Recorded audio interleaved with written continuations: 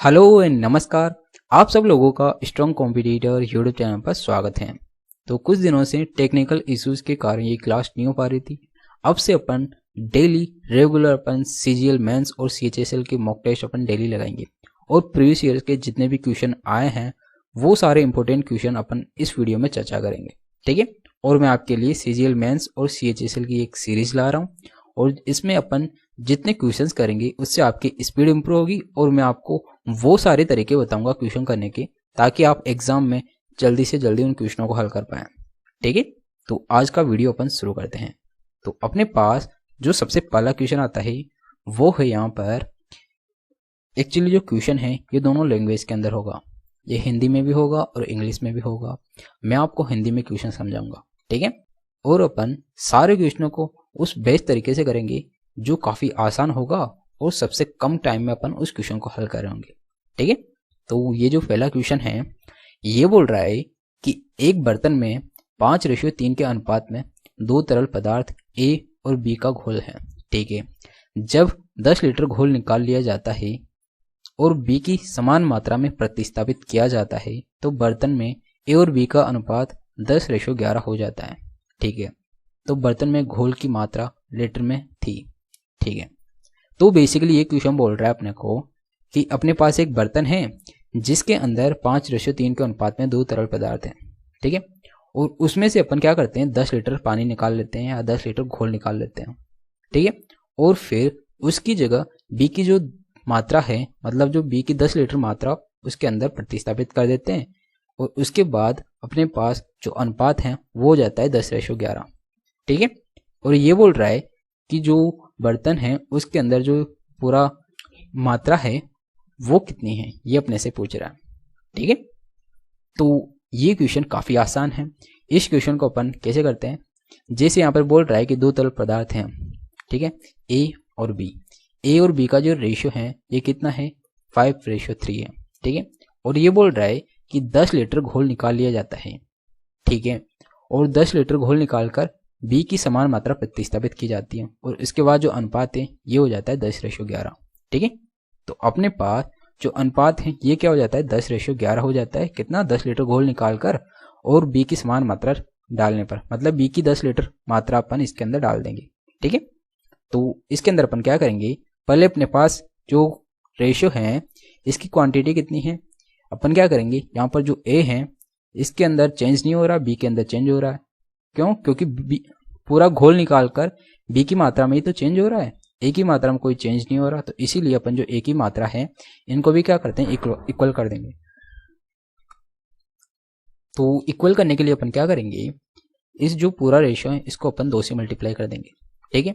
जब अपन इस रेशियो को 2 से मल्टीप्लाई कर देंगे तो ये भी क्या हो जाएगा, ए की मात्रा यहाँ पर भी 10 हो जाएगी। क्यों? क्योंकि यहाँ पर कितनी थी 10 थी ना। तो अपन ये जो नया रेशियो है इसको इधर लिख लेते हैं, ए रेशियो बी।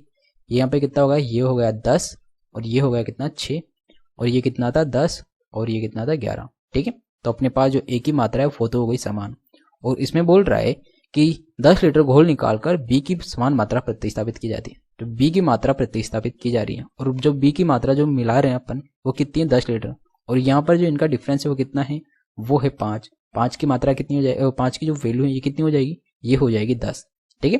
तो एक की वैल्यू यहाँ से हो जाएगी 2 और इसमें पूछ रहा है कि बर्तन में घोल की मात्रा लीटर में थी, तो जो मात्रा है वो कितनी थी, वो तीन दोनों का योग ये कितनी है 21 और एक का वैल्यू अपने पास कितनी आई 2, तो 21 की वैल्यू कितनी हो जाएगी, ये हो जाएगी 42, ठीक है। तो ये अपने से पूछ रहा है कि बर्तन में घोल की मात्रा लीटर में कितनी थी, ये थी 42 लीटर, ठीक है। ये अपने से पूछ रहा है। तो इस क्वेश्चन को अपन बेसिकली इस तरीके से हल करते हैं। पहले अपन जो मिला रहे हैं वो देखते हैं कि इसके अंदर मिला क्या रहे हैं, तो उसी के अंदर चेंज होगा और जो नहीं मिला रहे उसके अंदर कोई भी चेंज नहीं होगा। तो उसकी जो मात्रा है उन दोनों रेशियो को अपन क्या करते हैं समान कर लेते हैं, जिससे ये दोनों रेशियो समान हो जाता है और अपने पास इनका क्या होता है, इनका रेशियो पता चल जाता है कि कितना मिला रहे हैं और जितना मिला रहे हैं उसकी मात्रा अपने पास पता चल जाती है कि यहाँ पर इनका डिफरेंस 5 आ रहा है और ये किसके बराबर है, ये 10 के बराबर है। तो एक की वैल्यू 2 हो जाएगी और अपने पास कुछ भी पूछ ले अपन वो निकाल लेंगे, ठीक है। तो इस इक्वेशन को अपन बेसिकली इस तरीके से हल करते हैं जो कि काफी आसान है और एग्जाम में इस प्रकार इस क्वेश्चन को करने पर काफी कम टाइम में ऐसे क्वेश्चन अपन हल कर सकते हैं, ठीक है। तो आप भी एग्जाम में इसी तरह इस क्वेश्चन को हल करिएगा, ठीक है। तो नेक्स्ट चलते हैं, और जो नेक्स्ट क्वेश्चन है ये एक्चुअली चक्रवृद्धि ब्याज का क्वेश्चन है, ठीक है। तो आप सबसे पहले इस क्वेश्चन को एक बार खुद से करने की ट्राई करें, वीडियो को पॉज करिए और इस क्वेश्चन को खुद से करने की ट्राई कीजिए, ताकि आपका जो क्वेश्चन करने का तरीका है वो खुद से डेवलप हो, और अगर कहीं पर डाउट हो तो आप वीडियो को देखें, ठीक है। तो मैं आपको बताता हूँ कि ये क्वेश्चन बोल रहा है कि वार्षिक चक्रवृद्धि ब्याज पर निवेश करने पर एक राशि 2 वर्ष में 28,224 और 3 वर्षों में 29,435.20 हो जाती है, ठीक है। तो धन राशि क्या है, मतलब अपने से प्रिंसिपल पूछ रहा है, ठीक है। तो ऐसे क्वेश्चन के अंदर अपन क्या करते हैं, जब भी अपने पास यहाँ पर कंटिन्यूटी में दे रखा हो वर्ष, जैसे 2 वर्ष और 3 वर्ष का अमाउंट अपने पास दे दे, या 4 वर्ष या 5 वर्ष का अमाउंट अपने पास देते, ठीक है, मतलब कंटिन्यू में होना चाहिए। अगर ऐसा होता है तो अपन क्या करते हैं, सबसे पहले दर निकाल लेते हैं, और जो दर होती है वो क्या होती है, उन दोनों का डिफरेंस और जो छोटी वाली राशि होती है उसका भाग दे देते हैं, और 100 से मल्टीप्लाई करके अपन दर निकाल लेते हैं, ठीक है। जैसे इस क्वेश्चन में अपने पास 3 वर्ष का अमाउंट और 2 वर्ष का अमाउंट दे रखा है, तो 3 वर्ष के अमाउंट में से अपन 2 वर्ष का अमाउंट घटा देंगे, ठीक है।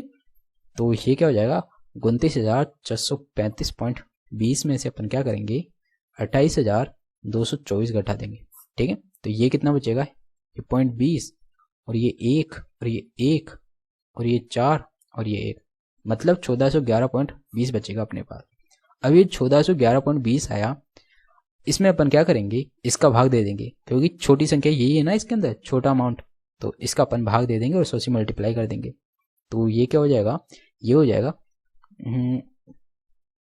1411.20 में अपन क्या करेंगे, 28,224 का भाग देकर 100 से मल्टीप्लाई कर देंगे, इससे अपने पास क्या आ जाएगी, दर आ जाएगी, ठीक है। तो एक्चुअली ये सिंपल दिख रहा है, ये इसका दुगना है, सीधा सीधा सीधा दिख रहा है, 14 दूनी 28, 11 दूनी 22, 2 दूना 4, ठीक है। तो यहाँ पर अपन क्या करते हैं, इस पॉइंट को हटा के एक जीरो नीचे लगा देते हैं, तो ये एक बार और ये 2 बार कट जाएगा, ठीक है। एक जीरो से एक जीरो और 2 से काटा 5 बार, तो मतलब अपने पास जो दर आई ये कितनी आ गई, ये आ गई 5%, ठीक है। तो अपने पास जब दर आ गई 5%, तो अपन क्या करेंगे, प्रिंसिपल निकाल लेंगे। तो प्रिंसिपल को अपन मान लेते हैं ये x है, और यहाँ पर 2 वर्ष में ये कितनी हो रही है राशि, ये हो रही है 28,224, ठीक है। तो जो पहले वर्ष का ब्याज था वो कितना है, 5%, दूसरे वर्ष का भी इतना ही होगा। तो इसको अपन क्या करते हैं, फ्रैक्शन के रूप में लिख लेते हैं, 5% को अपन फ्रैक्शन के रूप में क्या लिखते हैं, तो इसको लिख लेते हैं अपन 21/20, जब 5% बढ़ रहा हो, ठीक है। और इसी प्रकार दूसरे वर्ष का भी क्या हो जाएगा, ये भी 21/20, ठीक है।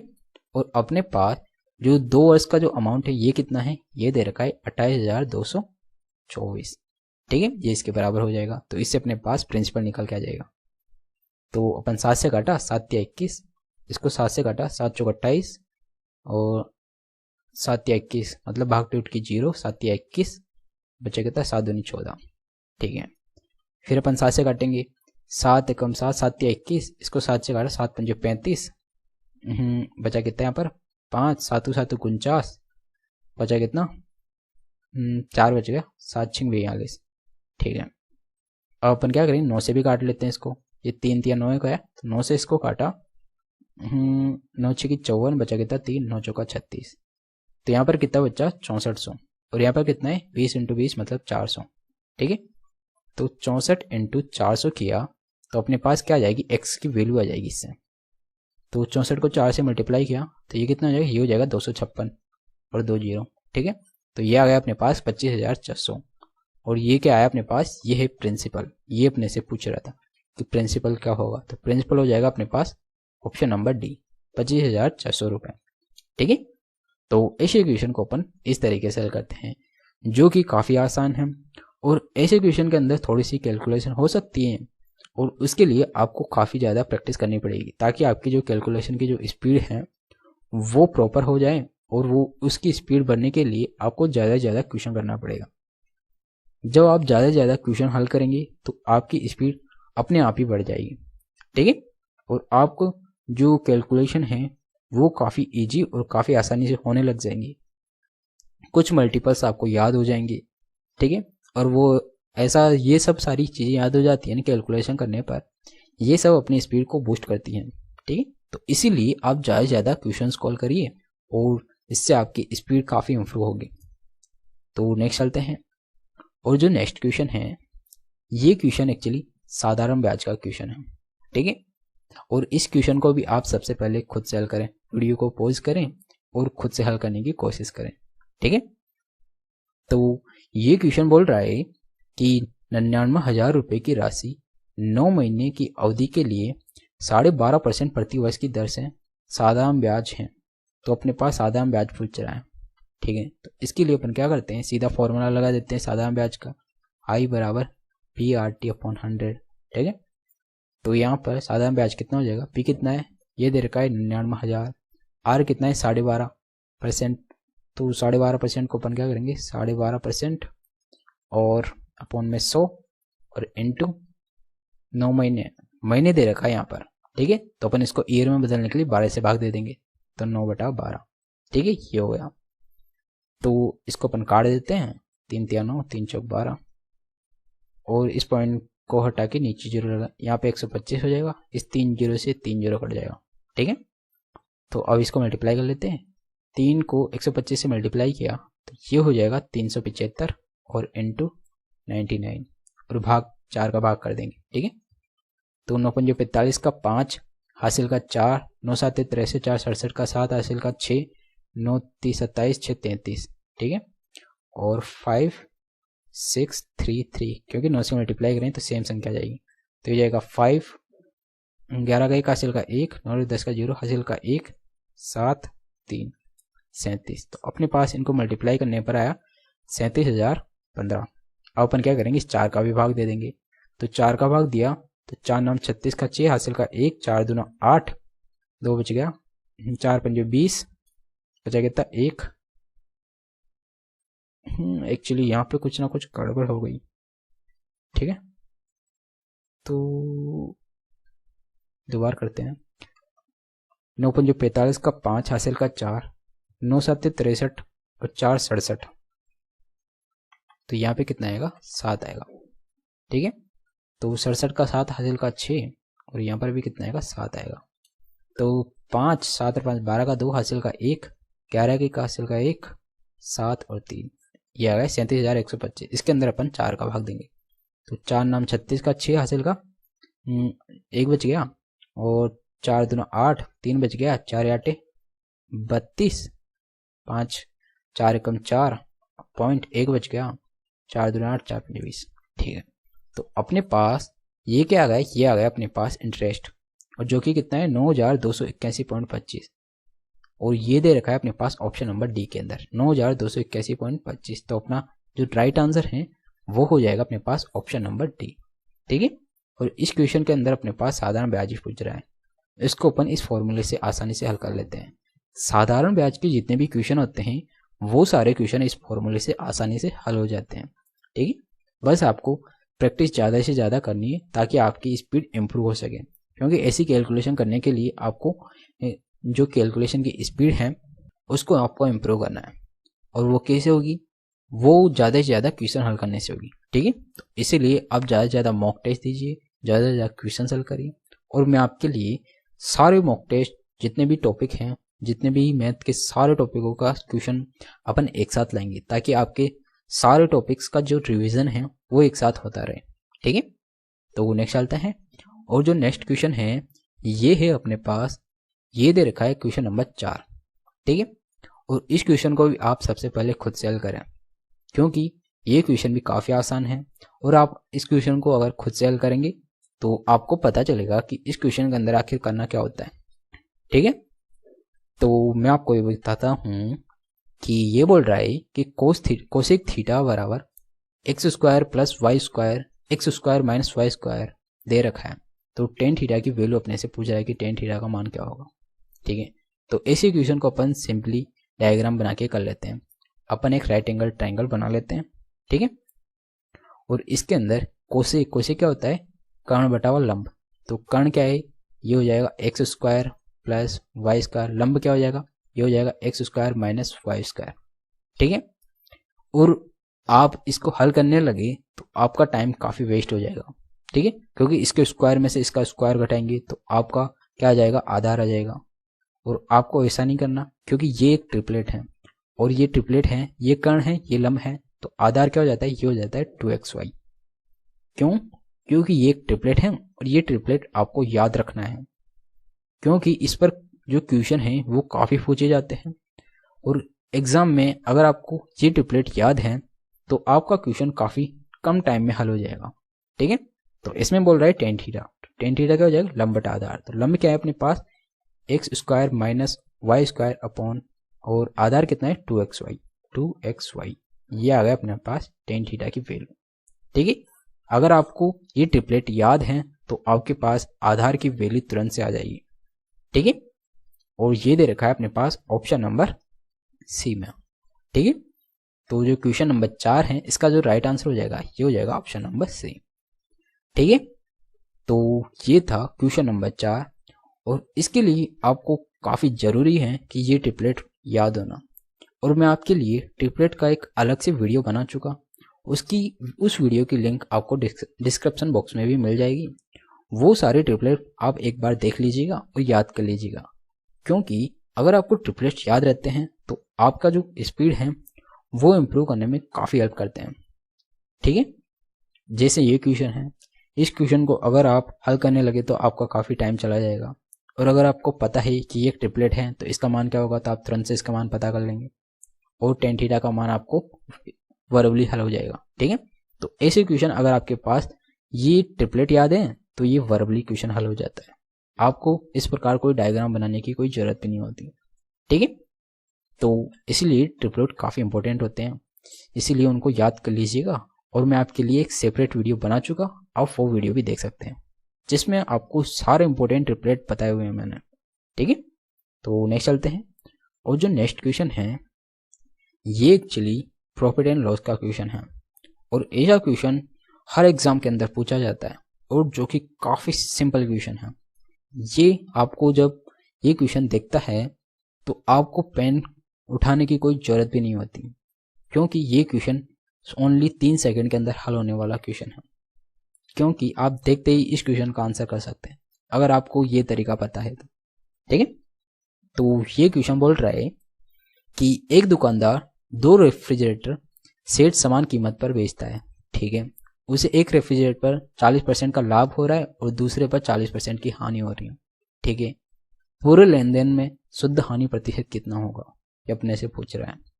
ठीक है, तो इस इक्वेशन के अंदर अपन क्या करते हैं, जो अपने पास यहाँ पर जो दर है ये समान दे दें कि समान लाभ हो रहा है और समान ही हानि हो रही है। ठीक है, तो इस इक्वेशन के अंदर अपन क्या करते हैं, यहाँ पर अपन आर स्क्वायर बटावा क्या करते हैं 100। ठीक है, तो आर क्या है, यहाँ पर आर दे रखा है यहाँ पर 40, तो 40 का स्क्वायर करेंगे अपन तो ये क्या हो जाएगा, ये हो जाएगा 1600 और अपॉन 100 कर देंगे तो 2 0 से 2 0, और अपने पास जो शुद्ध हानि होगी वो कितनी हो जाएगी, ये हो जाएगी 16%। और ऐसे क्वेश्चन के अंदर हमेशा हानि होती है, क्या होता है, लॉस होता है। ठीक है, जब भी आपके पास इस प्रकार का कोई भी क्वेश्चन हो जिसके अंदर चाहे वो 5% लाभ हो या 5% हानि हो, तो ऐसे क्वेश्चन के अंदर हमेशा हानि होगी। ठीक है, और ये आपको पता होना चाहिए। तो ऐसे क्वेश्चन को आप देखते ही हल कर सकते हैं, क्योंकि यहाँ पर 40% दे रखा है तो 40% का स्क्वायर करके 100 का भाग दे देंगे तो ये हो जाएगा 1600 बटा 100, तो मतलब 16%। ठीक है, इसमें आपको कोई पेन कॉपी उठाने की जरूरत नहीं है। ठीक है, तो नेक्स्ट चलते हैं। और जो नेक्स्ट क्वेश्चन है ये दे रखा है अपने पास क्वेश्चन नंबर 6। ठीक है, और इस क्वेश्चन को भी आप एक बार खुद से हल करने की कोशिश करें। ठीक है, ताकि आप इस क्वेश्चन के अंदर अपनी खुद से अप्रोच लगा सकें। और ऐसे क्वेश्चन आपको मल्टीपल टाइम पूछे जाते हैं, तो इस क्वेश्चन को एक बार आप खुद से हल करने की कोशिश करें, वीडियो को पॉज करें और खुद से एक बार हल करें। ठीक है, तो ये क्वेश्चन बोल रहा है कि गीता ने 30% अंक प्राप्त किए और 50 अंकों से अनुत्तीर्ण हो गई। ठीक है, जबकि संदीप जिसने 45% अंक प्राप्त किए और उसे परीक्षा उत्तीर्ण करने के लिए आवश्यक न्यूनतम अंकों से 25 अंक अधिक प्राप्त हुआ। ठीक है, विमल को 64% अंक प्राप्त करने पर कितने अंक प्राप्त हुए, तो अपने पास अंक पूछ रहा है इसके अंदर। ठीक है, तो इस इक्वेशन के अंदर अपन क्या करते हैं, यहाँ पर सबसे पहले बोल रहा है कि गीता ने 30% अंक प्राप्त किए। ठीक है, जो गीता है इसने 30% अंक प्राप्त किए और 50 अंकों से क्या हुई है, अनुत्तीर्ण हो गई। ठीक है, और आगे बोल रहा है ये तो क्या हुई गीता, और आगे जो संदीप हैं इसने 45% अंक प्राप्त किया। ठीक है, इसने 30%, इसने 45%, और ये क्या, ये तो क्या गई 50% से रह गई, 50 नंबर से, और ये 25% इसको क्या हुआ, ज्यादा अंक मिला। ठीक है, और आगे बोल रहा है अपन इसके अंदर क्या करेंगे, सबसे पहले 100% निकालेंगे। तो अपने पास इन दोनों का डिफरेंस कितना है, इन दोनों का परसेंट के अंदर तो 15% है। ठीक है, और यहाँ पर क्या हो जाएगा, इन दोनों को अपन क्या करेंगे, जोड़ देंगे। इन दोनों का डिफरेंस क्या हो जाएगा, ये हो जाएगा 75। क्यों क्यों क्योंकि 25 माइनस, अगर यहाँ पर पहले से माइनस दे रखा है तो माइनस माइनस प्लस हो जाएगा, और ये हो जाएगा कितना, 75। तो 15 की वैल्यू कितनी हो जाएगी, ये हो जाएगी 75। 1 की वैल्यू कितनी हो जाएगी, 5, और 100% की वैल्यू अपने पास क्या हो जाएगी, 500। तो 100% तो अपने क्या आ गया, 500 आ गया, और ये बोल रहा है 64% की वैल्यू क्या होगी। तो 500 का अपन क्या करेंगे, 64% निकाल लेंगे। ठीक है, तो 500 का 64% कितना आ जाएगा, ये हो जाएगा 2 जीरो से 2 जीरो, 5 को 100 से मल्टीप्लाई किया तो ये हो जाएगा 320।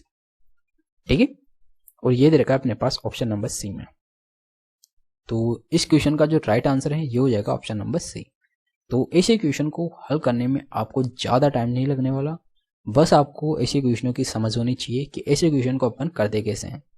बाकी इन क्वेश्चनों के अंदर टाइम बहुत कम लगता है, आप इन क्वेश्चनों को तुरंत हल करके आगे बढ़ सकते हैं। ठीक है, तो ये था, काफ़ी अच्छा क्वेश्चन है और मल्टीपल्स टाइम पूछा जाता है। ठीक है, तो नेक्स्ट चलते हैं, और जो नेक्स्ट क्वेश्चन है ये है अपने पास क्वेश्चन नंबर 7, और इसके अंदर बोल रहा है कि एक कार 50 किलोमीटर की दूरी 40 किलोमीटर प्रति घंटे की गति से और 52 किलोमीटर की दूरी 65 किलोमीटर प्रति घंटे की गति से तय करती है। ठीक है, तय की गई कुल दूरी के लिए कार की औसत गति क्या है, तो मतलब अपने पास औसत गति पूछ रहा है, एवरेज स्पीड। ठीक है, तो जो एवरेज स्पीड होती है ये क्या होती है, ये हो जाती है total distance upon total time. ठीक है, तो यहाँ पर अपन क्या करेंगे, टोटल डिस्टेंस तो क्या हो जाएगी, ये हो जाएगी 50 किलोमीटर यहाँ पर चल रहा है और 52 किलोमीटर यहाँ पर चल रहा है। तो टोटल डिस्टेंस तो हो गई अपने पास 50 और 52, ये हो गई 100। ठीक है, और टोटल टाइम कैसे हो जाएगा, टोटल टाइम के लिए अपन क्या करते हैं, यहाँ पर कितना टाइम लग रहा है, 50 किलोमीटर की दूरी 40 किलोमीटर प्रति घंटे की स्पीड से, तो अपन 50 बटावा क्या करेंगे, 50 बटावा 40 कर देंगे, तो ये क्या हो जाएगा टाइम। और इसी प्रकार इसके अंदर कितना टाइम लगेगा, 52 किलोमीटर की दूरी 65 किलोमीटर प्रति घंटे की गति से, एक ये टाइम हो जाएगा। तो अपने पास टोटल टाइम आ गया ये। तो इसको अपन हल कर लेते हैं, ये कितनी बार, 6 बार, और ये 5 बार, 8 से कट रहा है ना, और ये 13 से कट रहा है, 13 चौकी 52, 13 पंजे 65। नीचे के इनका जो लघुत्तम है ये कितना है, 5 समान है, और ऊपर क्या है 10, ये दोनों जुड़ जाएंगे तो हो गया 10, और ऊपर क्या है 100। अभी 5 ऊपर चल जाएगा तो ऊपर तो हो जाएगा 500, और अपॉन 10, 1 जीरो से 1 जीरो, तो अपने पास जो एवरेज स्पीड है ये कितनी आ गई, 50 किलोमीटर पर आवर। ठीक है, ये अपने से पूछ रहा था कि जो औसत गति है ये कितनी होगी, ये होगी 50 किलोमीटर प्रति घंटा, जो कि अपने पास ऑप्शन नंबर बी में दे रखा है। ठीक है, तो ऐसे क्वेश्चन को अपन इस तरीके से हल करते हैं, जो कि काफ़ी आसान है, और आपको एग्जाम में इसी तरह इस क्वेश्चन को हल करना है। ठीक है, क्योंकि इस तरह अगर अपन क्वेश्चन को हल करते हैं तो काफ़ी कम टाइम में आप इस क्वेश्चन को जल्दी हल कर पाते हैं।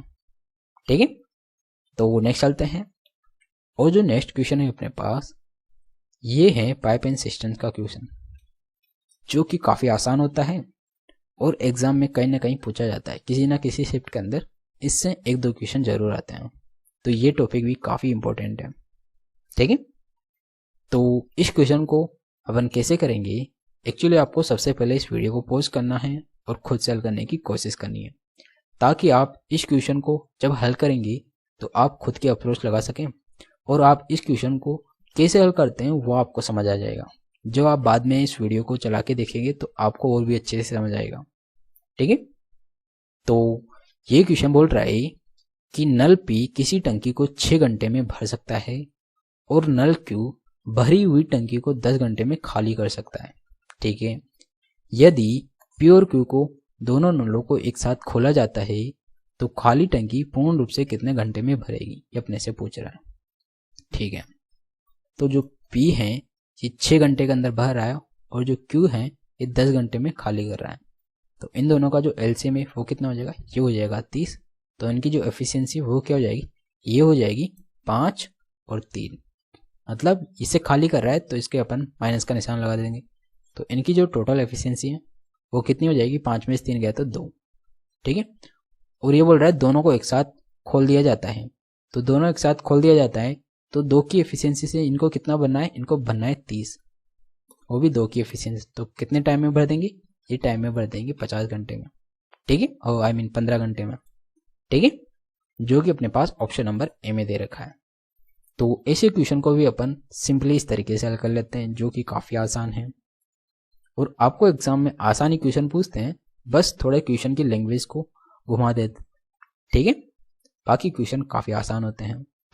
नेक्स्ट चलते हैं, और जो नेक्स्ट क्वेश्चन है अपने पास ये दे रखा है क्वेश्चन नंबर 9।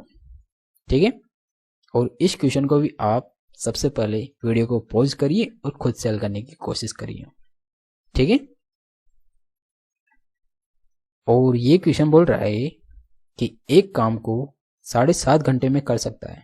ठीक है, मतलब जो ए है ये किसी काम को 7.5 घंटे में पूरा कर सकता है और जो बी है उसी काम को 10.5 घंटे में पूरा कर सकता है। ठीक है, यदि वे एक साथ 3.5 घंटे कार्य करते हैं तो कार्य का कितना भाग शेष रह जाएगा, ये अपने से पूछ रहा है। ठीक है, तो ये क्वेश्चन एक्चुअली काफ़ी सिंपल क्वेश्चन है और ऐसे ही क्वेश्चन आपको एग्जाम में पूछे जाते हैं। बस आपको ये थोड़ी फ्रैक्शन वैल्यू में यहाँ पर टाइम दे दिया तो इससे आपको कोई घबराना नहीं है। आपको जैसे टाइम एंड वर्क के क्वेश्चन करते हैं आपको वैसे ही करना है। यहाँ पे बोल रहा है जो ए है ये 7.5 घंटे में, तो अपन इसको फ्रैक्शन रूप में लिख लेते हैं। 7 दूनी 14 और 1 15, तो ये हो जाएगा 15/2। और जो बी है ये 10.5 घंटे में, तो मतलब 10 दूना 20 रहेगा 21, 21/2 हो जाएगा ये। ठीक है, तो इन दोनों का जो एलसीएम है वो क्या करते हैं अपन, जो ऊपर वाली संख्या है उनका एलसीएम लेते हैं। जैसे 15 और 21 का जो एलसीएम है ये क्या हो जाएगा, ये हो जाएगा 105। ठीक है, तो 15 7 105, इसकी एफिशिएंसी हो जाएगी अपने पास 7 और इसकी जो एफिशिएंसी है वो कितनी हो जाएगी, ये हो जाएगी अपने पास 21 का भाग दिया तो 21 5 105, तो ये हो गई अपने पास 5। ठीक है, और इनकी जो टोटल एफिशिएंसी है वो कितनी हो जाएगी, 12 हो जाएगी। और यहाँ पे बोल रहा है कि यदि वे एक साथ 3.5 घंटे कार्य करते हैं तो मतलब जो 12 हैं 12 की एफिशिएंसी 3.5 घंटे काम करेंगे तो मतलब 7/2, तो 12 7 84/2 मतलब 42। ठीक है, इतना काम ये कर चुके होंगे और अपने पास पूछ रहा है शेष भाग कितना रहेगा। तो टोटल काम कितना 105 है, तो 105 में से अपन क्या करेंगे 42 घटा देंगे तो कितना हो जाएगा 63। 42 घटाया तो ये हो जाएगा 63 और कितना भाग शेष रह जाएगा 63, और इसके अंदर फ्रैक्शन के रूप में पूछ रहा है तो 63 टोटल काम कितना है 105, तो ये हो जाएगा 3/5। ठीक है, और ये अपने से पूछ रहा है कि कितना शेष रह जाएगा, ये रह जाएगा 3/5, जो कि अपने पास ऑप्शन नंबर ए में दे रखा है। ठीक है, तो इस इक्वेशन को अपन सिंपली इस तरीके से हल कर लेते हैं। आपको कुछ नहीं करना, आपको इसको फ्रैक्शन रूप में लिखना है और जो ऊपर वाली संख्या है उसका एलसीएम ले लेना है। और आपको ज़्यादा घबराना नहीं है, क्योंकि अगर आप इस प्रकार के क्वेश्चन 2-3 बार कर लेंगे तो आपका कॉन्फिडेंस खुद ही अपने आप बढ़ जाएगा और आप ऐसे क्वेश्चन जब भी एग्जाम में देखेंगे तो आप उस क्वेश्चन को तुरंत हल कर रहे होंगे। ठीक है, तो ये था क्वेश्चन नंबर 9, जो कि काफ़ी आसान था और आपको एग्जाम में इसी तरीके के क्वेश्चन पूछते हैं। ठीक है, नेक्स्ट चलते हैं, और जो नेक्स्ट क्वेश्चन है ये है क्वेश्चन नंबर 10 और ये बोल रहा है कि फरवरी 2020 के दौरान श्यामलाल की औसत दैनिक आय 560 थी। ठीक है, पहले 16 दिनों की औसत आय 590 थी और अंतिम 16 दिनों की 500 थी। ठीक है, तो 14, 15 और 16 फरवरी के लिए उसकी औसत आय कितनी होगी। ठीक है, तो यहाँ पर जो ध्यान देने की जो बात है वो एक्चुअली ये है कि इसके अंदर अपन महीना कौन सा माने, इसके अंदर 30 वाला माने या 28 वाला माने। लेकिन यहाँ पर ध्यान देने की बात ये है कि यहाँ पर जो महीना है ये क्या है, एक लीप ईयर है। तो लीप ईयर के अंदर जो फरवरी होता है इसके अंदर दिन कितने होते हैं, ये हो जाते हैं 29। ठीक है, तो लीप ईयर के अंदर फरवरी के अंदर कितने दिन हो जाते हैं, ये हो जाते हैं 29। और यहाँ पे बोल रहा है श्यामलाल की औसत दैनिक आय, तो ये कितनी है 560। और ये इसकी जो टोटल आय निकालने के लिए अपन क्या करेंगे, 29 दिनों से अपन मल्टीप्लाई कर देंगे। तो इन दोनों को मल्टीप्लाई किया तो क्या हो जाएगा, 9 6 की 54, 54 का 4 हासिल का 5, 9 5 जो 45, 5 50 इंटू 56 दोनों 112, तो ये हो जाएगा 112। और ये 4 2 6 1 और ये 0, तो अपने पास ये तो हो गया कितना 16,240। ठीक है, अपन क्या करेंगे, ये अंतिम 16 दिन इनकी जो औसत आई है कितनी 500, तो 590 दे रखा है ये, और ये कितने अंतिम 16 दिन, तो टोटल आई इनकी कितनी हो जाएगी, ये हो जाएगी 0 16 नाम 144 का 4 हासिल का 14 16 85 14 94। तो अंतिम 16 दिनों की जो टोटल आई है ये तो हो जाएगी 9,440। और ये बोल रहा है कि अंतिम 16 दिनों की तो कितनी है 500, और पहले ये कितने की पहले 16 दिनों की है 9,440, और अंतिम 16 दिनों की कितनी है 500, ये दे रखे 500, तो ये कितनी हो जाएगी 8,000। ठीक है, तो इसमें अपने पास पूछ के रहा है 14 15 16 फरवरी की औसत आई, तो 14 15 16 फरवरी की जो औसत आई है ये क्या हो जाएगी, जो अपन यहाँ पे ये 16 दिन ये 16 दिन, तो टोटल कितने हो गए 32 दिन, जबकि अपने पास टोटल दिन कितने हैं, ये हैं 29। तो अपने पास इन 32 दिनों में से 29 दिन की आय घटा देंगे तो अपने पास 3 दिन बचेंगे, और वो 3 दिन कौन से होंगे 14 15 16 दिन। ठीक है, तो अपन इन दोनों को एक बार जोड़ लेते हैं, तो ये हो जाएगा 8,000, इनको जोड़ा 0 4 4 17। ठीक है, तो ये तो हो गई कितनी 32 दिनों की, इसमें से अपन क्या करेंगे, ये एक्चुअली 29 दिनों को घटा देंगे। ठीक है, तो 29 दिन की कितनी है 16,000, तो 16,240 घटाए इसमें से, तो ये गए 0 0 2 और ये 1, तो अपने पास बची कितनी है 12,000, जो कि 14 15 16 की कितनी है एवरेज है, टोटल आई है, तो इनकी औसत आय निकालना है अपने को। तो अपन क्या करेंगे, जो ये 12,000 है इसके अंदर 3 का भाग दे देंगे, तो इनकी अपने पास औसत आय निकल के आ जाएगी, जो कि कितनी है 400। ठीक है, और ये दे रखा है अपने पास ऑप्शन नंबर बी में। तो इस क्वेश्चन के अंदर सबसे पहले अपन क्या करते हैं, यहाँ पर बोल रहा है कि जो फरवरी का महीना है इसकी जो टोटल आय है ये कितनी, इनकी आय का जो एवरेज है ये है 560, तो अपन टोटल आय निकाल लेंगे पूरे फरवरी महीने की, वो हो जाएगी कितनी 16,240।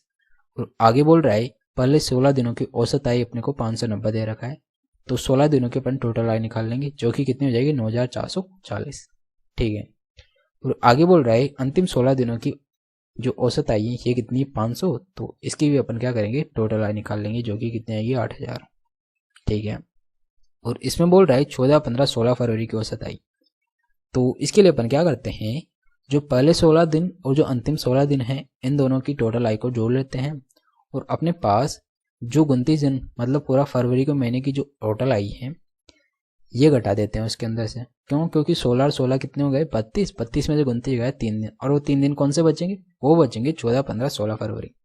तो इनकी जो आय होगी इन तीनों की टोटल आय निकल के आ जाएगी अपने पास, जो कि कितनी है 1200। ठीक है, और अपने पास औसत आय पूछ रहा है, तो अपन इस 1200 के अंदर 3 का भाग दे देंगे, तो अपने पास एवरेज जो आय है ये निकल के आ जाएगी, जो कि कितनी है 400 रुपये, और ये दे रखा है अपने पास ऑप्शन नंबर बी में। ठीक है, तो इस क्वेश्चन को अपन सिंपली इस तरीके से हल करेंगे, जो कि काफ़ी आसान है, बस आपको थोड़ी कैलकुलेशन करनी है। ठीक है, नेक्स्ट चलते हैं, और जो नेक्स्ट क्वेश्चन है ये है अपने पास क्वेश्चन नंबर 11। ठीक है, और इस क्वेश्चन को भी आप सबसे पहले वीडियो को पॉज करिए और खुद से हल करने की कोशिश करिए। ठीक है, तो ये क्वेश्चन बोल रहा है कि एक व्यापारी एक शर्ट की कीमत पर 25% की छूट की घोषणा करता है। ठीक है, यदि किसी को कुल 875 की छूट की आवश्यकता है और प्रत्येक शर्ट की कीमत 250 है, तो उस व्यक्ति को कितनी शर्ट खरीदनी चाहिए, ये अपने से पूछ रहा है। ठीक है, तो यहाँ पे बोल रहा है 875 की छूट की आवश्यकता है, तो मतलब जो 25% छूट है ये किसके बराबर होगी 875 के। ठीक है, तो जो ये 25% छूट है ये क्या हो जाएगी, ये हो जाएगी अपने पास 875, तो अपने पास 100% कितना हो जाएगा, इसका अपन क्या करेंगे 4 से मल्टीप्लाई कर देंगे, तो ये कितना हो जाएगा, ये हो जाएगा अपने पास 3500। ठीक है, और यहाँ पे बोल रहा है प्रत्येक शर्ट की कीमत 250 है, तो अपन क्या करेंगे इसके अंदर 250 का भाग दे देंगे, जिससे अपने पास प्रत्येक शर्ट मतलब कितनी शर्ट है उनकी संख्या आ जाएगी। तो 1 0 से 1 0, 25 का भाग 350 के अंदर दिया तो कितनी बार जाएगा, 14 बार। ठीक है, और ये अपने पास दे रखा है ऑप्शन नंबर डी में। तो उसको 14 शर्ट खरीदने की आवश्यकता है ताकि उसे 25% की छूट मिल सके, जो कि कितनी है 875। ठीक है, तो इस क्वेश्चन को हम सिंपली इस तरीके से हल करेंगे जो कि काफ़ी आसान है। ठीक है, आपको भी एग्जाम में इसी तरह ऐसे क्वेश्चनों को हल करना है ताकि आप भी ऐसे क्वेश्चनों को कम टाइम में हल करके आगे बढ़ जाएं। तो नेक्स्ट चलते हैं, और जो नेक्स्ट क्वेश्चन है ये है अपने पास क्वेश्चन नंबर 12, और ये क्वेश्चन एक्चुअली रेशियो से है, और ऐसे क्वेश्चन को अपन काफ़ी आसानी से हल कर लेते हैं। ठीक है, और ये बोल रहा है कि एक राशि को क्रमशः 2, 3 और 7 के अनुपात में ABC के बीच विभाजित किया जाता है। ठीक है, यदि B का हिस्सा 15,000 रुपये है तो B और C के हिस्से में अंतर क्या होगा, ये अपने से पूछ रहा है। ठीक है, तो एक्चुअली काफ़ी सिंपल क्वेश्चन है। A, B और C का अनुपात अपने को दे रखा है 2:3:7, और यहाँ पर 3 की वैल्यू दे रखा है कितनी, 15,000। तो 3 की वैल्यू 15,000 है, तो 1 की वैल्यू कितनी हो जाएगी, 5,000। तो अपने पास इन दोनों का डिफरेंस पूछ रहा है जो कि कितना है, 4। 1 की वैल्यू 5,000 है, तो 4 की वैल्यू कितनी हो जाएगी, ये हो जाएगी अपने पास 20,000। ठीक है, तो जो कि अपने पास ऑप्शन नंबर बी में दे रखा है। तो इन दोनों को जो डिफरेंस है मतलब जो अंतर है ये कितना हो जाएगा, ये हो जाएगा अपने पास 20,000। ठीक है, यही अपने से पूछ रहा था। तो ऐसे क्वेश्चन को अपन सिंपली 10 सेकंड के अंदर हल कर सकते हैं और आगे बढ़ सकते हैं। तो आपको ऐसे क्वेश्चन को इस प्रकार हल करना है। नेक्स्ट चलते हैं, और जो नेक्स्ट क्वेश्चन है ये अलजेब्रा का काफ़ी फेमस क्वेश्चन है, और इस पर मल्टीपल टाइम क्वेश्चन पूछे गए हैं इस पैटर्न पर बेस। ठीक है, तो ये क्वेश्चन बोल रहा है कि यदि x की पावर 4 प्लस y की power 4 plus x square y square बराबर 117 दे रखा है, और x square plus y square minus x y बराबर 3 ब्रैकेट 4 प्लस √3 दे रखा है। ठीक है, तो अपने पास x square plus y square का मान पूछ रहा है। ठीक है, तो अपने पास यहाँ पर दे क्या दे रखा है, x की पावर 4 प्लस वाई की पावर 4 प्लस एक्स स्क्वायर और वाई स्क्वायर बराबर 117 दे रखा है। ठीक है, और दे रखा है यहाँ पर x square plus y square minus x y बराबर, इसको कर लेते हैं तो 12 और प्लस 3√3। ठीक है, तो ये दे रखा है अपने पास। तो आप एग्जाम में कैसे करेंगे वो मैं आपको बताता हूँ। जब आपके पास यहाँ पर x square plus y square minus x y, यहाँ पर अगर माइनस का निशान हो और इधर प्लस का निशान हो तो अपन x square plus y square plus x y, ये करने के लिए अपन क्या करते हैं, इसके अंदर ओनली ये जो चिन्ह है इसको चेंज कर देते हैं, और इससे अपने पास इसका मान आ जाता है। ठीक है, तो 12 माइनस 3√3 हो जाएगा ये। ठीक है, और ये कैसे होगा अपन इसको हल करके भी देख लेते हैं। अपने पास इसकी वैल्यू दे रखी है ये, और अपने पास आपको पता होना चाहिए कि x की पावर 4 प्लस वाई की power 4 plus x square y square बराबर ये हो जाता है x square plus y square plus x y multiply x square plus y square minus x y, ये इन दोनों के मल्टीपल के बराबर होता है। ठीक है, तो अपने पास इसकी वैल्यू दे रखा है यहाँ पर कितनी, 117, और यहाँ से अपने पास इसकी वैल्यू दे रखा है ये कितनी है, यहाँ पर दे रखा है 12 प्लस 3√3। ठीक है, और इसको अपन मान लेते हैं, टोटल को a मान लेते हैं। ठीक है, तो अपन क्या करेंगे, इसको इधर भेज देते हैं, तो ये हो जाएगा 117/12 प्लस √3 मतलब 3√3, ये किसकी वैल्यू a की, तो इसका अपन परिमेयकरण कर देते हैं, तो 12 माइनस 3√3/12 माइनस 3√3। ठीक है, तो नीचे तो क्या हो जाएगा, 12 का स्क्वायर 144 माइनस 3√3, तो 27, 144 27 गया, तो अपने पास बचेगा यहाँ पर कितना, यहाँ पर बचेगा 117 बचेगा जो कि 117 से कट जाएगा, ठीक है। और अपने पास जो ए है, आई मीन जो इसकी वैल्यू है, ये कितनी आ जाएगी, ये आ जाएगी 12 माइनस 3√3। और यहाँ पर अपन ने क्या किया था, 12 माइनस 3√3 डायरेक्ट कर दिया, ठीक है।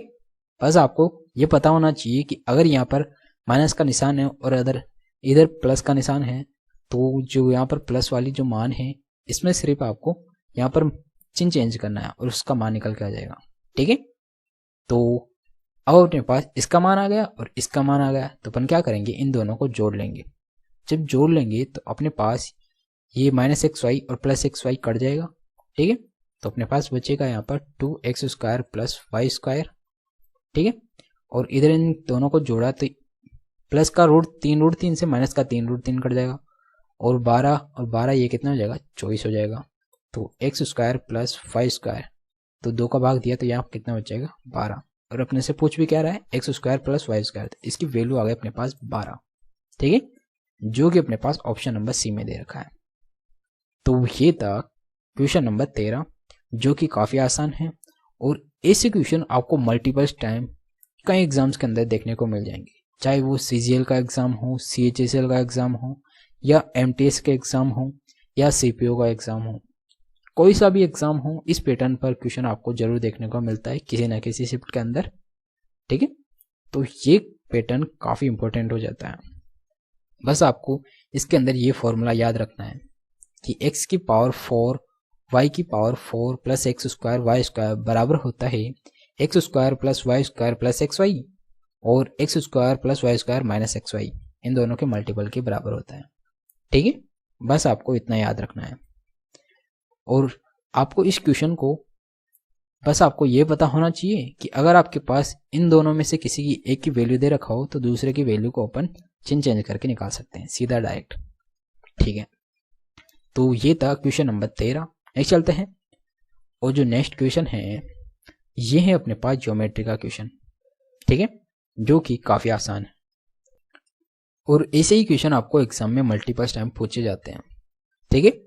और मैं आपके लिए वही क्वेश्चन लाता हूँ जो एग्जाम में मल्टीपल टाइम बार बार पूछे जाते हैं, ताकि अगर अपन ऐसे क्वेश्चनों की प्रैक्टिस पहले से कर लेते हैं, तो एग्जाम में अगर आपके पास इस प्रकार का कोई भी क्वेश्चन आता है, तो आप उस क्वेश्चन को तुरंत हल करके आगे बढ़ जाएंगे, ठीक है। तो बेसिकली ये क्वेश्चन बोल रहा है कि त्रिभुज ABC में BAC एक 90 डिग्री है, ठीक है। तो अपन क्या करेंगे, एक राइट एंगल ट्राइंगल बना लेंगे।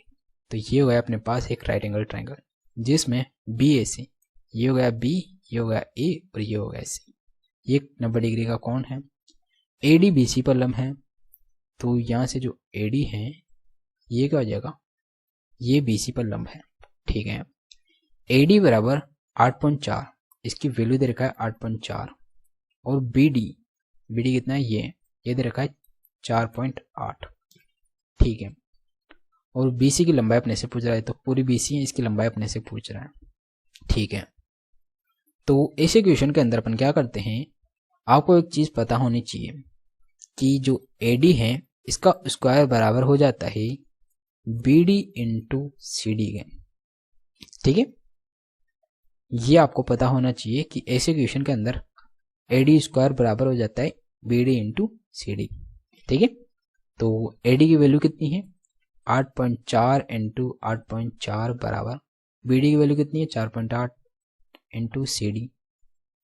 तो इसको अपन काट लेते हैं, 12 से 4 से काटा, 4 से काटा इसको, 4 × 4, 4 × 8, 4 से काटा 21 बार, मतलब 2.1।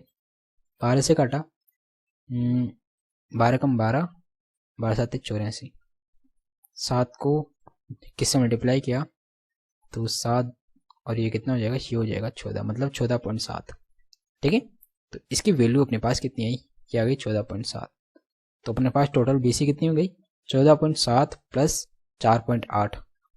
तो इन दोनों को जोड़ा तो ये कितना हो जाएगा, ये हो जाएगा 15 का 5 हासिल का 1, 14 4 18 1 19, तो ये हो गया 19.5। ये क्या आ गई अपने पास, BC आ गई, ठीक है, जो कि अपने पास ऑप्शन नंबर ए में दे रखा है। तो अपने पास जो BC की लंबाई है ये आ गई 19.5। ऐसे क्वेश्चन के अंदर आपको सिर्फ इतना पता होना चाहिए कि जो AD है इसका स्क्वायर बराबर हो जाता है जो सामने जो ये भुजा जिस पर एक प्रतिच्छेद करती है उन दोनों भुजाओं के मल्टीपल्स के बराबर हो जाता है। ठीक है, बस आपको इतना पता रखना है।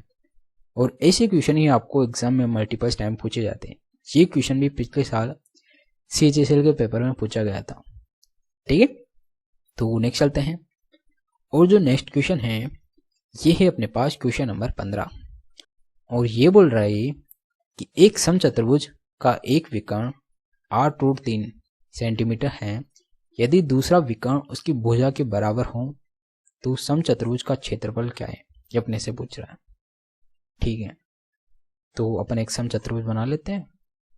तो ये हो गया अपने पास एक समचतुर्भुज। ये थोड़ा आयत की तरह लग रहा होगा, लेकिन ये चार भुजाएं बराबर मान लेते हैं अपन। ठीक है, और यहाँ पे बोल रहा है कि जो इसका एक विकर्ण है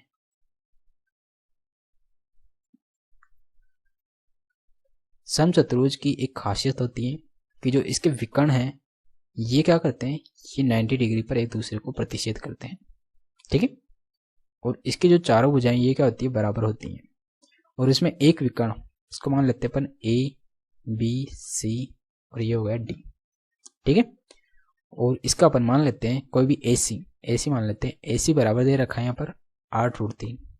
ठीक है, और अपन इसकी भुजा को अपन क्या करते हैं, कुछ ही मान लेते हैं। जैसे इसको मान लिया अपन 2A मान लिया, ये 2 है, ये 2 है, ये 2 है, ये 2 है।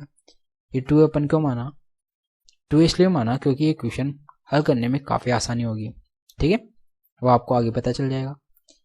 जैसे अगर ये भुजा 2A हो गई और इसमें दे रखा है कि जो AC है ये पूरी कितनी है, 8√3। तो यहाँ से जो आधी भुजा कितनी हो जाएगी, ये हो जाएगी कितनी, 4√3। तो ये तो हो गई 4√3। तो और ये कितनी हो जाएगी, ये हो जाएगी अपने पास जैसे अपने पास मान लो, और इसमें एक चीज दे भी रखा है कि जो दूसरा विकर्ण है मतलब जो BD है ये कितना हो जाएगा, ये भुजा के बराबर है मतलब 2A है। तो ये आधा कितना हो जाएगा, ये हो जाएगा आधा A हो जाएगा। तो इसीलिए अपन ने भुजा को 2A माना ताकि आधा करने पर इसकी फ्रैक्शन वैल्यू ना आए। ठीक है, तो अपने पास, और ये क्या हो जाएगा, ये हो जाएगा अपने पास 4 का मतलब इसका स्क्वायर में से इसका स्क्वायर घटा देंगे तो ये भुजा जाती है अपने पास। ठीक है, तो 4A² माइनस A² घटाया तो अपने पास क्या आ जाएगा, ये वाली भुजा आ जाएगी। और ये कितनी दे रखी है, 4√3। तो यहाँ पे कितना हो जाएगा 3 और इसका अंडर। ठीक है, इसका अंडर करते हैं अपन, और ये क्या हो जाएगा, ये हो जाएगा 3A², इसका अंडर बराबर 4√3। तो A12 आ जाएगा, और ये √3 बराबर 4√3। √3 से ये √3 कट जाएगा, A बराबर हो जाएगा 4। जब A बराबर 4 आ जाएगा तो ये पूरी भुजा कितनी हो जाएगी, ये हो जाएगी 8। और ये दूसरा विकर्ण भी कितना हो जाएगा, ये हो जाएगा 8। ठीक है, ये पूरा क्या हो जाएगा, 8 हो जाएगा। और इसका फॉर्मूला क्या होता है, 1/2 D1 इंटू D2। ठीक है, क्षेत्रफल का। तो 1/2 D1 कुछ मान लेते हैं अपन 8 मान लेते हैं, D2 अपन मान लेते हैं 8√3 है। तो 2 से काटा 4, 4 8 32। तो ये हो गया 32√3। ठीक है, तो इसका क्षेत्रफल अपने पास कितना आया, 32√3, जो कि अपने पास ऑप्शन नंबर D में दे रखा है। ठीक है, तो ऐसे क्वेश्चन को अपन इस तरह करते हैं। आपको ये पता होना चाहिए कि जो समचतुर्भुज हैं इसके जो विकर्ण हैं ये एक दूसरे को 90 डिग्री पर प्रतिच्छेद करते हैं। ठीक है, बस आपको ये पता होना चाहिए इसके अंदर। अगर आपको ये प्रॉपर्टी पता है तो आप इस क्वेश्चन को काफ़ी आसानी से हल कर रहे होंगे। ठीक है, तो नेक्स्ट चलते हैं। और जो नेक्स्ट क्वेश्चन है इसमें दे रखा है कि एक चक्रवात के दौरान एक सीधा ऊर्ध्वाधर खंभा इस तरह टूट गया कि उसका शीर्ष खंभे के तल से 6 मीटर की दूरी पर जमीन को छू गया और 37 के साथ 30 डिग्री का कोण बना दिया। ठीक है, तो पोल की ऊंचाई कितनी थी, ये अपने से पूछ रहा है कि शुरू में जो पोल था टूटने से पहले वो कितना लंबा था। ठीक है, तो अपन मान लेते हैं कि ये कोई पोल है और ये टूटकर इधर गिर जाता है। ठीक है, और ये गिरने पर 37 के साथ 30 डिग्री का कोण बना रहा है। ठीक है, और जब ये 30 डिग्री का कोण बना रहा है और ये कितनी दूरी पर गिर रहा है, भूमि को टच कर रहा है, ये कर रहा है 6√3, इतनी दूरी पर ये भूमि को टच कर रहा है। ठीक है, तो अपन क्या करेंगे इसके अंदर, जो अपने पास यहाँ पर कोई कोण 30 डिग्री का दे रखा होता है तो लंब और आधार का जो रेशियो है ये क्या हो जाता है, ये हो जाता है 1√3। ठीक है, इनकी दो भुजाओं का जो रेशियो है ये हो जाता है 1 और ये हो जाता है √3 और ये भुजा हो जाती है 2। ठीक है, इन तीनों भुजाओं का रेशियो हो जाता है जब अपने पास 30 डिग्री का कोण हो। ठीक है, तो अपने पास √3 की वैल्यू दे रखा है यहाँ पर, तो √3 की वैल्यू कितनी है 6√3, तो 1 की वैल्यू कितनी होगी 6 और यहाँ पर 2 की वैल्यू कितनी हो जाएगी, ये हो जाएगी अपने पास, ये 2 की वैल्यू हो जाएगी 12, 1 की वैल्यू कितनी 6। तो अपने पास टोटल खंबा कितना है, ये है 12 और 6।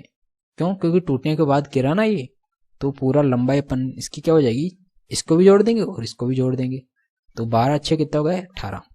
तो जो खंबा है ये टूटने से पहले कितना लंबा था, 18 मीटर लंबा था, जो कि अपने पास ऑप्शन नंबर ए में दे रखा है। ठीक है, तो इस क्वेश्चन के अंदर बेसिकली अपने से ये पूछ रहा है। तो ये क्वेश्चन भी काफ़ी आसान है और ऐसे क्वेश्चन आपको एग्जाम में जरूर पूछ लेते हैं, किसी ना किसी शिफ्ट के अंदर आपको ऐसे क्वेश्चन पूछ लिया जाता है जो कि काफ़ी आसान होते हैं। नेक्स्ट चलते हैं, और जो नेक्स्ट क्वेश्चन है ये ट्रिग्नोमेट्री का क्वेश्चन है। एक बार इस क्वेश्चन को आप खुद सॉल्व करने की कोशिश करें। ठीक है, वीडियो को पॉज करिए और आप इस क्वेश्चन को खुद सॉल्व करिए। ठीक है,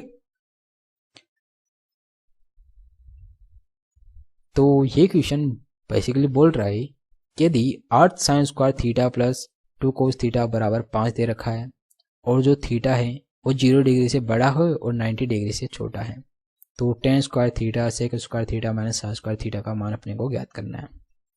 ठीक है, तो यहाँ पर दे रखा है कि 8 sin square theta plus 2 cos theta बराबर 5 दे रखा है। ठीक है, तो अपन क्या करेंगे, जो 8 sin स्क्वायर थीटा है इस sin स्क्वायर थीटा को अपन क्या करेंगे cos में बदल देंगे। ठीक है, तो ये हो जाएगा 8 और 1 माइनस cos स्क्वायर थीटा। ठीक है, और प्लस 2 cos थीटा बराबर 5।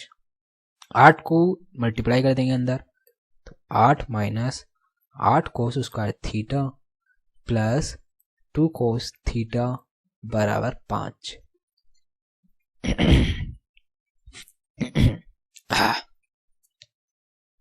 अब इस 8 को अपन इधर भेज देंगे। ठीक है, तो 8 को अपन इधर भेजा तो ये तो क्या हो जाएगा, इधर भेजने पर ये हो जाएगा -3। ठीक है, और अपन क्या करेंगे, इसको प्लस करने के लिए अपन उधर भेज देंगे और सारी को अपन इसको प्लस कर देंगे और बाकी सारा चीजें अपन उधर भेज देंगे। ठीक है, तो यहाँ पे प्लस का 8 cos स्क्वायर थीटा हो जाएगा इधर भेजने पर। ठीक है, और 8 और ये इसको भी अपन इधर भेज देंगे तो यह क्या हो जाएगा, माइनस का हो जाएगा 2 cos थीटा, और 8 इधर आएगा तो ये क्या हो जाएगा, ये भी माइनस का हो जाएगा, तो माइनस का 3 बराबर 0। अपने पास ये इक्वेशन बन के आ जाएगी। ठीक है, तो इस इक्वेशन को अपन कैसे हल करेंगे, यहाँ पर दे रखा है 8 या 24, तो अपने को ऐसी संख्या सोचना है कि गुणा करने पर 24 हो और जोड़ने घटाने पर -2 हो। ठीक है, तो वो हो जाएगी 4 और 6, तो माइनस का चिन्ह लेने के अपन 6 को माइनस कर देंगे, तो 8 cos स्क्वायर थीटा माइनस का 6 cos थीटा प्लस का 4 cos थीटा माइनस का 3 बराबर 0। ठीक है, अब अपन इसके अंदर से 2 cos थीटा कॉमन ले लेंगे, यहाँ पर बचेगा कितना, 4 cos थीटा माइनस का 3 बच जाएगा यहाँ पर, और इन दोनों में से अपन एक कॉमन ले लेंगे, यहाँ पर 4 cos थीटा माइनस का 3 बच जाएगा बराबर 0। अब अपन क्या करेंगे, इसको इन एक बार तो इस पूरे समीकरण को 0 के बराबर रख देंगे, तो 4 cos थीटा बराबर 3 को इधर लाया तो ये प्लस का 3 हो जाएगा, तो यहाँ से cos थीटा की वैल्यू कितनी हो जाएगी, 3/4। और एक बार इसको अपन क्या करेंगे, ये जो आया 2 cos थीटा प्लस 1 इसको 0 के बराबर रख देंगे, 2 cos थीटा प्लस 1 बराबर 0, तो यहाँ से cos थीटा की जो वैल्यू है ये कितनी हो जाएगी, -1/2।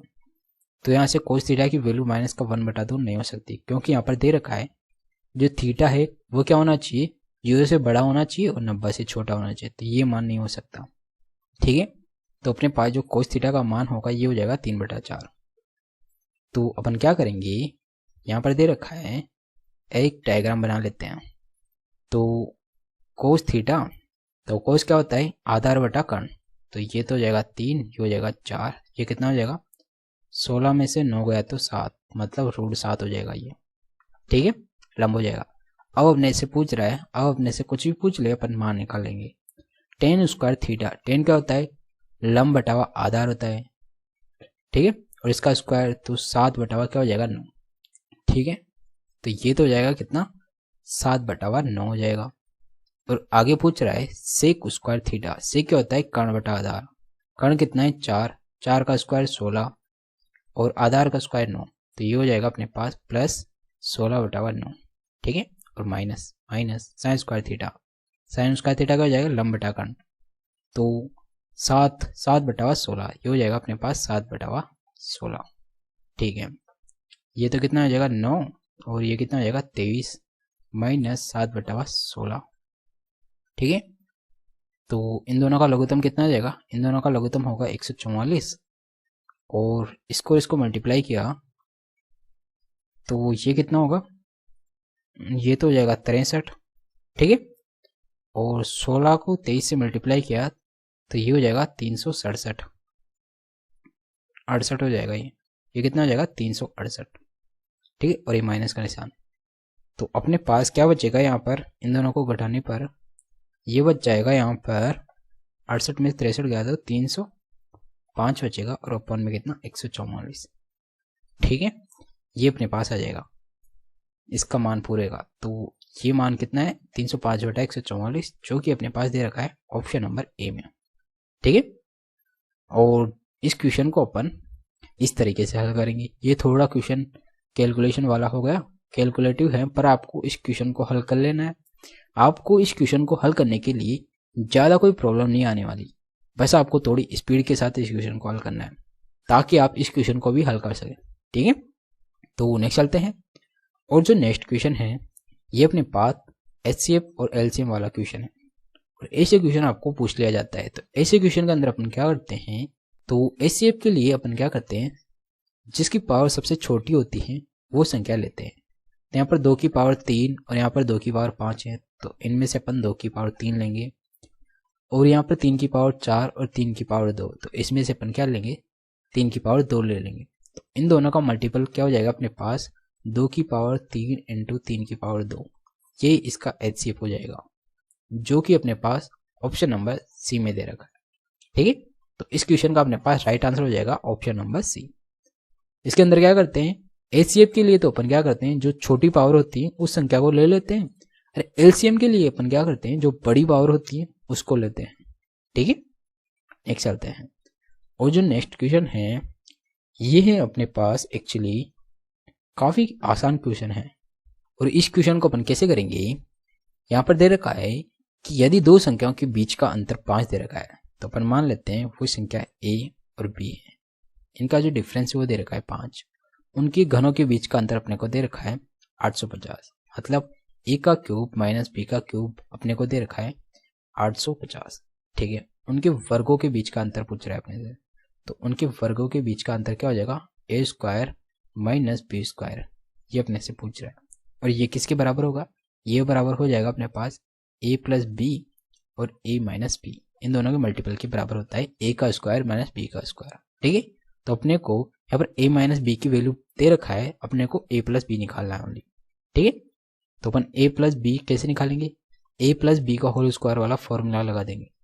तो A प्लस B क्या होता है, ये हो जाएगा अपने पास A माइनस B का क्या करेंगे होल स्क्वायर और प्लस 4AB जोड़ देंगे इसके अंदर, तो इससे अपने पास A प्लस B निकल के आ जाएगा। ठीक है, तो सबसे पहले अपन AB निकालेंगे, और AB कैसे निकालेंगे, AB निकालने के लिए अपन A का क्यूब माइनस B का क्यूब का फॉर्मूला लगाएंगे। तो A का क्यूब माइनस B का क्यूब का जो फॉर्मूला होता है ये क्या होता है, ये हो जाता है A माइनस B, और ये हो जाएगा अपने पास A माइनस B का स्क्वायर प्लस 3AB, ये इसका फॉर्मूला हो जाता है। ठीक है, अब ये मान अपन यहाँ रख देते हैं, ये हो जाएगा कितना 1850 बराबर 5 और ये कितना 25 प्लस 3ab। ठीक है, 5 का भाग दिया 3 और 7 0 बराबर 25 प्लस 3ab। 25 घटाया इसमें से तो ये कितना हो जाएगा 345 बराबर 3ab। ठीक है, तो यहाँ से अपने पास a की वैल्यू कितनी आ जाएगी, ab की वैल्यू यहाँ पर आ जाएगी अपने पास 1 और 1 और 5 115। तो मतलब ab की वैल्यू आ जाएगी अपने पास 115। अब ये मान अपन यहाँ रख देते हैं। a माइनस बी की वैल्यू कितनी है 5, 5 का स्क्वायर कितना हो जाएगा 25, ये हो जाएगा a प्लस बी की वैल्यू। ठीक है, और इसका भी अंडररूट, इसके ऊपर क्या होता है, इसके ऊपर हो जाता है अंडररूट, क्योंकि इसका स्क्वायर होता है, इसके स्क्वायर के बराबर ये चीज़ होती है। तो अपन क्या करें, a प्लस बी निकालने के लिए इसका अंडररूट निकाल लेते हैं। तो 25 प्लस 4 इंटू ए बी, तो अपन इसको 4 से मल्टीप्लाई किया तो ये हो जाएगा 460। ठीक है, 460 हो जाएगा। 25 को 460 से और अंडररूट। ठीक है, 25 और 460 को जोड़ा तो ये हो जाएगा कितना 485, और इसके क्या अंडररूट। ये किसकी वैल्यू आई, ये आ गई a प्लस बी की। ठीक है, अपने पास a माइनस बी की वैल्यू आ गई और a प्लस बी की वैल्यू आ गई। इन दोनों को मल्टीप्लाई कर देते हैं तो a का स्क्वायर माइनस b का स्क्वायर बराबर क्या हो जाएगा, ये हो जाएगा 5√485। ठीक है, 5√485, जो कि अपने पास ऑप्शन नंबर डी में दे रखा है। ठीक है, तो इस क्वेश्चन को अपन इस तरीके से हल करते हैं। बस आपको अलजेब्रा के सारे फॉर्मूले याद होना जरूरी है, या मेंसुरेशन के जितने भी फॉर्मूले हैं वो सारे फॉर्मूले आपको याद होना कंपलसरी है, तभी आप इन क्वेश्चनों को हल कर पाएंगे। ठीक है, क्योंकि इस क्वेश्चन के अंदर सबसे पहले अपन क्या करें, a प्लस बी का होल स्क्वायर वाला फॉर्मूला लगा दिया। ठीक है, और उसके बाद a का क्यूब माइनस बी का क्यूब का फॉर्मूला लगा दिया, और इसको हल करके यहाँ से अपन ए बी की वैल्यू निकाल ली और ए बी की वैल्यू को अपन यहाँ रख दी। इससे अपने पास a प्लस बी की वैल्यू आ गई। ठीक है, और जब a प्लस बी की वैल्यू आ गई तो a माइनस बी और a प्लस बी की वैल्यू को मल्टीप्लाई करके अपन आंसर निकाल लिए। ठीक है, तो इस क्वेश्चन को अपन बेसिकली इस तरीके से हल करेंगे। इसके अलावा आपको कोई तरीका नहीं है, बस आपको थोड़ी कैलकुलेशन को बढ़ाने के लिए इस प्रकार के क्वेश्चन को करना काफ़ी ज़रूरी है, और ऐसे ही क्वेश्चन आपको एग्जाम में पूछे जाएंगे। ठीक है, तो ये था आज का अपना लास्ट क्वेश्चन, और आपको एग्जाम में इसी तरह क्वेश्चन पूछे जाएंगे। तो अगर आपको ये वीडियो अच्छा लगा तो प्लीज़ वीडियो को लाइक करिएगा और चैनल को सब्सक्राइब भी कर दीजिएगा, क्योंकि मैं आपके लिए इसी तरह अच्छे अच्छे मॉक टेस्ट लाता रहूँगा। अपन CGL और CHSL के सारे क्वेश्चन हल करने वाले हैं। मैं आपके लिए एक सीरीज ला रहा हूँ जिसके अंदर एक वीडियो पहले डल चुका और एक वीडियो ये है, और आगे भी इसी तरह रोजाना आपके पास एक वीडियो आ जाएगा। ठीक है, जिसमें अपन सारे क्वेश्चनों मतलब जितने भी टॉपिक हैं मैथ के, वो सारे टॉपिक से अपन इम्पोर्टेंट क्वेश्चन जो प्रीवियस ईयर के अंदर आए हुए हैं वो सारे क्वेश्चन हल करेंगे, जिससे आपकी जो स्पीड है वो बढ़ जाएगी और आपका जो क्वेश्चन करने का तरीका है वो डेवलप हो जाएगा। ठीक है, तो इसीलिए आप चैनल पर बने रहिएगा। उसके लिए आपको चैनल को सब्सक्राइब करना है, ताकि आप जब कोई वीडियो डालो तो आपके पास आ सके। ठीक है, तो मिलते हैं एक और नए वीडियो के साथ। So guys, thank you.